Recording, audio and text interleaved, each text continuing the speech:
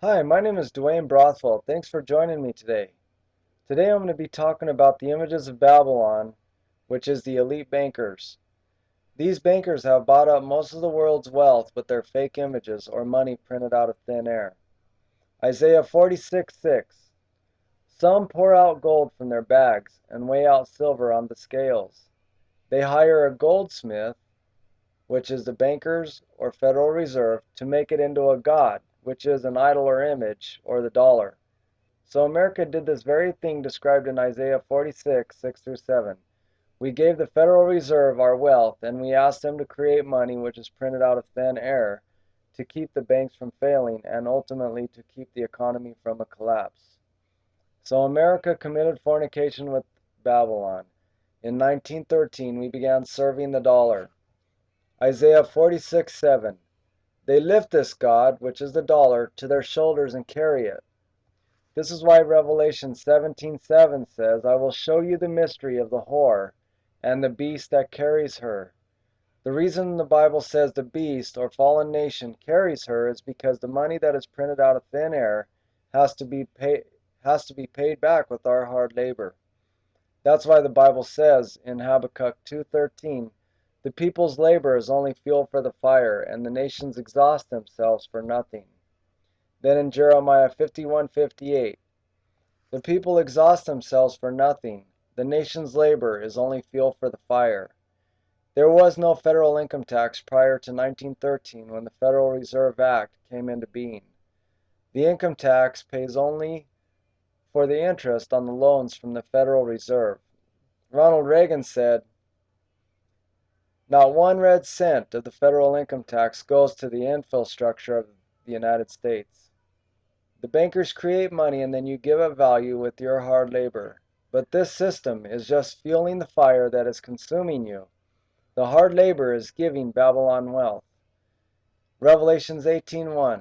I saw an angel descend from heaven, and having great authority, and he lightened the earth with his glory, and he cried mightily, saying, Fallen, fallen is Babylon the Great. This is in accordance with Revelation 17:16. The beast shall hate the whore, and shall make her desolate and naked.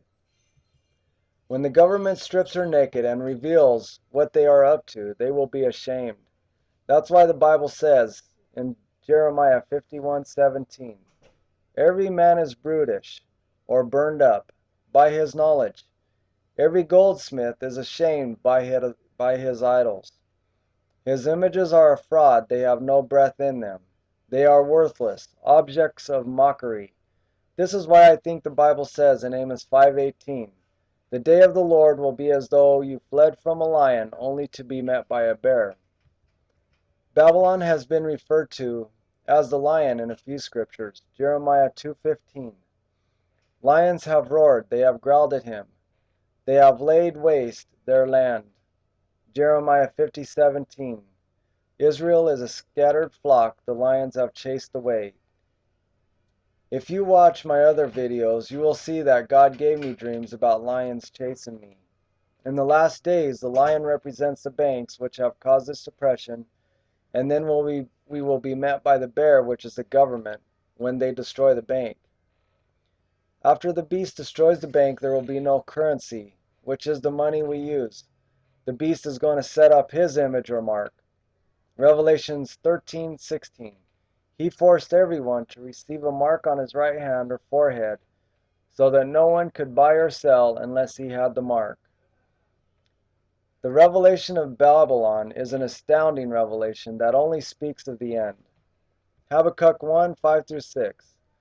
Look at the nations and watch and be utterly amazed and astonished. I am going to do something in your days that you will not believe even if you are told. I am raising up the Babylonians. Habakkuk 2:2-3. Write down the revelation and make it plain upon tablets, so that a herald may run with it. For the revelation awaits an appointed time. It speaks of the end and will not prove false. Though it linger, wait for it. It will certainly come and not delay. Please look for my other videos and also a book that I may publish here soon, God willing. Thanks for watching, and God bless.